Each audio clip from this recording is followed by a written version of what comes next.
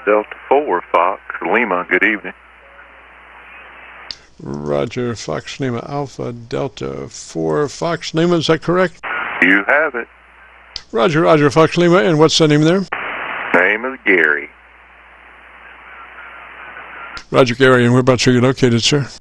I'm in Lawrenceburg, Tennessee, about 60 miles south of Nashville, Tennessee. QSO. Roger, Larry, and what radio are you running, sir? I'm running a Kenwood TS-890. Boy, my pen is sad shape. I'm almost into Braille with it, but it's the only one I got for the moment, so I'll just have to write harder, I guess. Well, I think we could probably get you a little fuller if you would be interested. Is that a newer radio or an older radio, sir? It's pretty new. Alrighty, so we want to be on that 100 to 2900 transmit bandwidth. 100 to 2900 transmit bandwidth. Can you check that, or you want to make a note on that to check? Well, let's see. Transmit bandwidth. I'm on 3K. I'm sorry, we've got some sideband garbage going on there. Did you say you could check that, or you want to make notes on that? No, it's at 3. 2900, 100 to 2900. Is that a Roger? I'm 100 to 3. Well, let me wait a minute. Let's see. I'm at 100. No, I'm at 200 to 3K right now. Do you want it at 100 to 29? Yes, sir. That would be preferable. That's what we suggest. That gives you just a little grace before you're into somebody else's front yard. 100 to 2900. Roger. All right, that's where we're at now. The only reason I had the 200 on the low cut was just trying to get rid of a few of the lows. I do have a bassy, scratchy voice, but now this microphone, not so much. This is just a little headset with a little cheaper microphone. Sounds good. Now, our setup, would you be running that microphone or another microphone? I'd like to set it up for this one. All right, sir. So it starts with you engaging your compressor at a 3. That's a 3 out of 10 or 30 out of 100. Just a third of the compression capabilities, Roger. All right, let me get back out of this menu. I normally don't run compression, but here we go.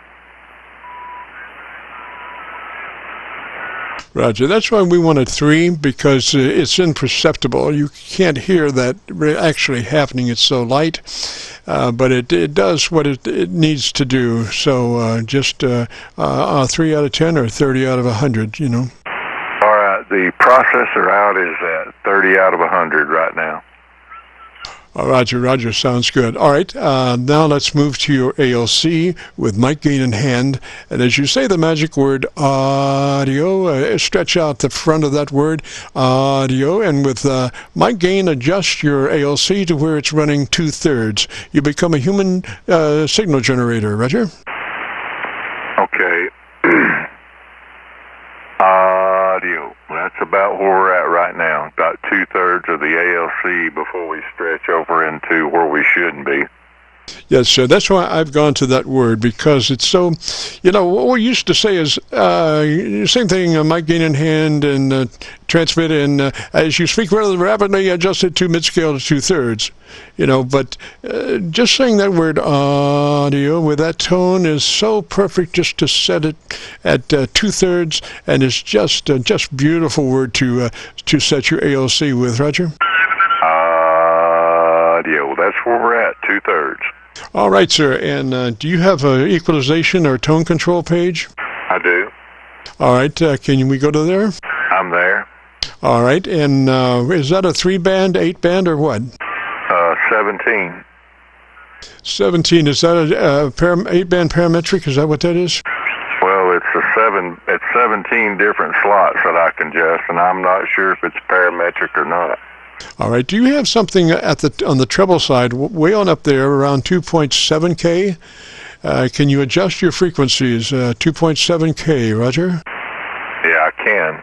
2.7. Mine starts at 0.3, 0.6, and then works its way up to 5.1 megahertz. Yes, sir. Well, what we're looking for is 2.7. So do you have anything on the top end around 2.7? I do. All right, what do you got there? I'm setting, let's see. I'm setting just almost on 0, but not hardly. On what frequency? 2.7. Oh, you have a 2.7? I do. Excellent. All right, take that plus 3, 2.7 plus 3. 2.7 plus 3. Beautiful, beautiful.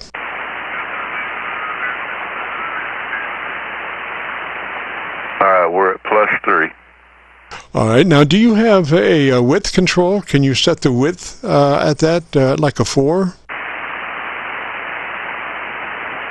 In other words, you want my transmit audio to be a 4? The width of that 2.7, some folks have the ability to shape the 2.7K as far as how wide it is or how narrow a boost it is, like right on 2.7 or maybe a little bit wider. Just depends on whether you have the capability of making your frequency selection more broad than narrow. Roger? No, I can't do those individually on these 17. Yes, sir. Okay, well, let's go back to 2.7 again, plus 2 more clicks boost from where you are, plus 2 more clicks treble boost on 2.7 from where you are. Okay, I just did that, plus 2 more clicks. Ooh, sounded nice. Now I want you to tell me about your antenna system for about 10 seconds. I'm running a closed loop, horizontally polarized, 535 feet. I'm feeding it with a piece of RG213 into a 4-to-1 balun, and the balun feed point's up about 30 feet, QSL. Oh, sounds really good there. Really good, Larry. I would get the Gorilla Tape and taper it down there, Roger. All right. Thanks a lot, my friend. Yes, sir. Yes, sir. And if you want to hear that beautiful audio, if you go to YouTube, do a call letter search for KC9VKV. I'll tell you what, since it sounds so good, what I would like from you would be an Elmer tribute or an Elmer shout-out. If you had an Elmer, I'd like to get you to do about a 20-second piece on your Elmer. Roger? Well, my Elmer, I actually met him at church. His name is Richard DeLuna. And I don't think he's active anymore, but I went into his house following a revival meeting and saw an 850 sugar down in his shack, and I've been hooked on ham radio ever since. And he worked me through no-code technician, and he and I, with some other folks that we're all liking radios, went to different test sites over the next year, and he kind of worked with me all the way through the advanced and extra class, which we are now, QSL. Oh, Roger. And gosh, he got out of ham radio? I don't know. I lost contact with him completely.